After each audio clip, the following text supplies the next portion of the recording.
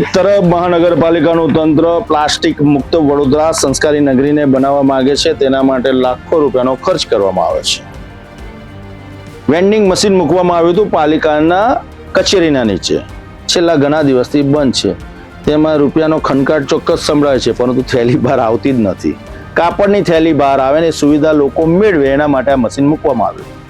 દીવા તળે જ અંધારું. જ્યાંથી નિર્ણયો લેવાય છે, જ્યાંથી ખર્ચા કરાય છે, એ જ કચેરીના નીચે મશીન હોય અને બંધ હાલતમાં હોય અને એની તકેદારી કોઈ ના કરે, એ મશીનને ચાલુ ન કરે, રૂપિયા નાખવાથી કાપડની થેલી બહાર ના નીકળે, તો કેવી રીતના વડોદરા શહેર પ્લાસ્ટિક મુક્ત બની શકે છે? તેનો જવાબ કદાચ તંત્રના પાસે છે જ નહીં. આવી ઘણી બધી બારીઓ છે જેમાં બાકોરા દેખાઈ રહ્યા છે અને એમને કહેનાર કદાચ કોઈ નથી એવું તેવું સમજી ગયા છે. નેતાજીને થોડો ફાયદો કરાવો, હમણાં ચૂંટાઈને આવેલી પાક નવી સવી છે, કદાચ સમજ નહીં પડે, જેવું કહેશું એવું કરશે, એ મદમાં અધિકારી રાચા કરે છે અને પરિસ્થિતિ બી કદાચ એવી જ છે. પરંતુ તમામ ઉપર ચાપતી નજર છે તમામ લોકોની અને શહેરીજનો પણ ખૂબ સારી રીતના જાણે છે. વાત, વચન, વાયદા સાથે સાથે ખર્ચ, તમામનો સરવાળો જ્યારે થાય ત્યારે પ્રજા હિસાબ માંગે છે, કેમ કે આ તો તમારું જ અગડબ બગડબ છે.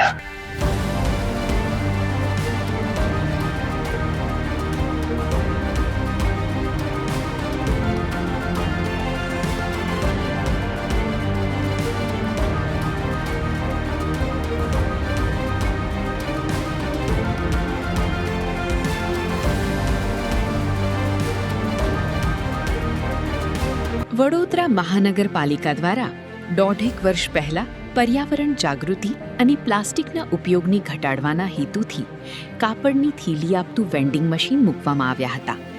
પ્રથમ તબક્કામાં અંદાજે રૂપિયા 4.41 લાખના ખર્ચે કુલ 9 મશીનો ખરીદવામાં આવ્યા હતા, જેમાંથી 6 મશીનો કાર્યરત હોવાનું અને 3 મશીનો અનામત રાખવામાં આવ્યા હોવાનું જાણવા મળે છે. પાલિકાનું આયોજન શહેરના તમામ 19 વોર્ડમાં આશરે 100 મશીનો સ્થાપિત કરવાનું હતું.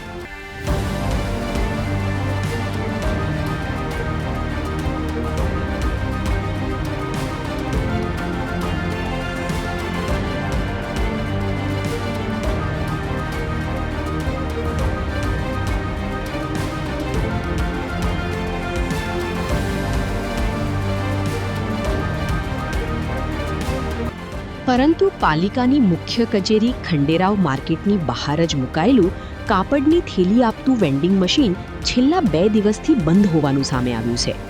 લોકો સિક્કા નાખ્યા બાદ પણ તેમને કાપડની થેલી મળતી નથી. પરિણામે ના છૂટકે લોકોને ફરી પ્લાસ્ટિકના ઝબલા ખરીદવા મજબૂર બનવું પડી રહ્યું છે. બીજી તરફ પાલિકાના અધિકારીઓ આ મામલે ટેકનિકલ ખામી સર્જાઈ હોવાનું કારણ આપી રહ્યા છે.